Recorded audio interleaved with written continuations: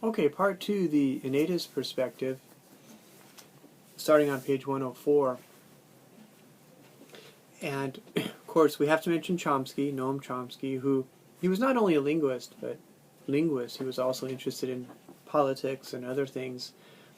And also, he really focused on first language acquisition. He was not interested in the field of ESL per se, but we took a lot of his ideas as general linguistic principles into second language acquisition.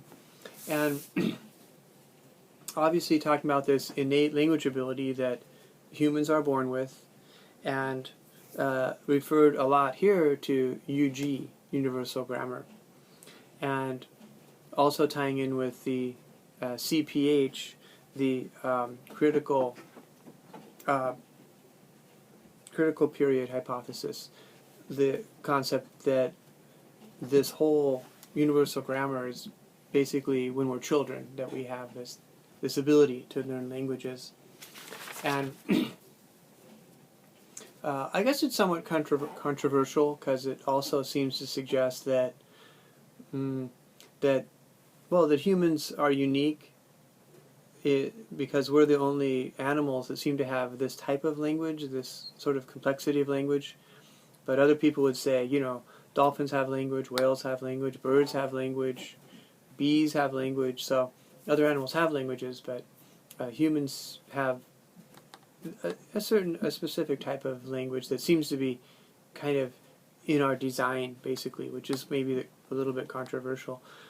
But basically, one question is, when we learn a first language, yeah, that's fine, we have this ability, but when we learn a second language, is it a whole different process? Because are we relying now on studying, learning, analyzing, taking classes?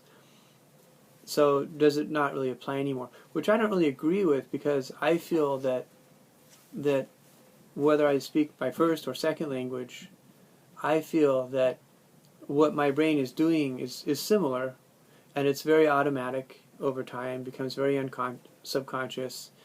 So I feel that whether it's first or second language, I feel like my brain is really doing the same thing. I studied Spanish with an audiolingual method, which was not very successful, but once I studied abroad in Mexico City for 4 months, then I felt like really was the first time I think I really started being able to use the language, because I was there and able to actually practice it. And over time, felt that, I was learning the language over time. And so we're talking about, formal instruction in a language, and where you get feedback, you get corrections, you get rules.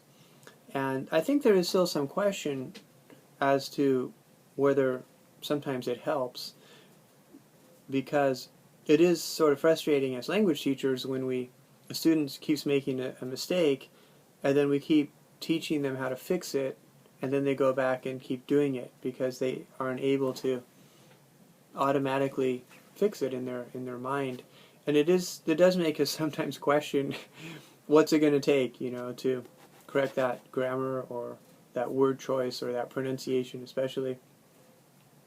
But we still feel that this form-focused instruction, FFI, is still helpful for people as they learn a second language. In some ways, you could say it's helpful when you're improving your first language as well, especially like writing. When we write, we tend to get feedback, and we have on our computers, we have spell check, which kind of makes us work on our spelling, and we have grammar check too, which sometimes makes us monitor our own grammar.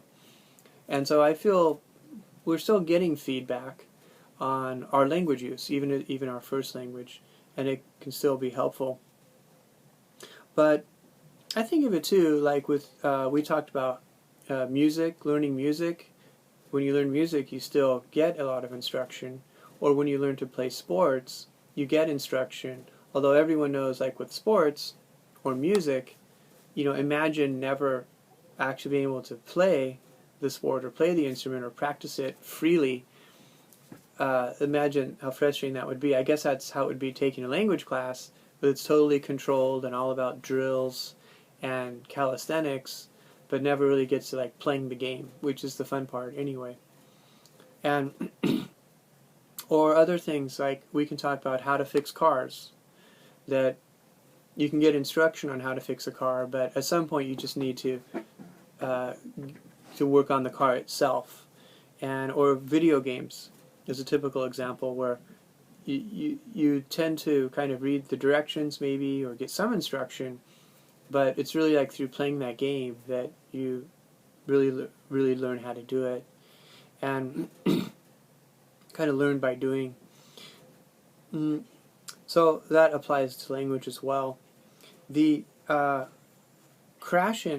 Stephen Krashen came up with the monitor model, which there's a lot of terms that you'll recognize from Krashen that he came up with.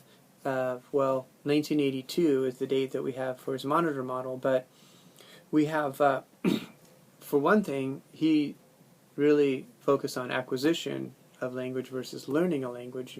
That's obviously a big one, and that he really said that when we learn rules and that we get feedback, like that kind of helps us sort of edit our language and maybe correct some of our mistakes, but as we function the language, it's pretty much subconsciously not really on the rules.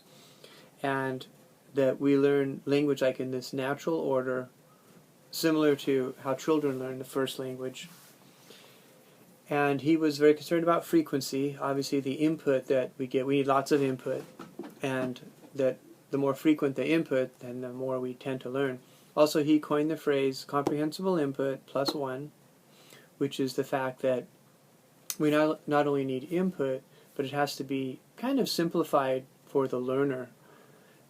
In other words, if you just throw someone into like a movie that's over their head, they're not going to learn as much from that. Or if you just throw someone like into a cafe or something in another country, sure, it's input, and you might pick up like some intonation or the sound of the language a little bit, but you're not really going to learn the language through that type of immersion. So it has to be comprehensible, and then the plus one means it has to be like a little bit harder than your level in order to like push you up. He talked a lot about the effective filter hypothesis, which was the emphasis that he felt students need to have confidence, they need to be relaxed in the classroom, and they have to kind of enjoy the classroom. Otherwise, this filter goes up, especially you might imagine like someone who'd immigrated and they're a kid who's in a classroom with a lot of anxiety, and he wants to like bring that stress down so that you can just kind of relax and focus on the language. And obviously very meaning-based, and leading to what we talk a lot about nowadays, which is CLT, the communicative language teaching, which is kind of a general description for a lot of the methods that we use, where we just focus on communication a lot in the classroom, and having content in the classroom, meaning something to talk about, like history, or we're talking about food or sports, or giving the students tasks to do, where I tell the students, in your group, decide which 10 things you're going to bring on the camping trip. Or with your partner, your task is to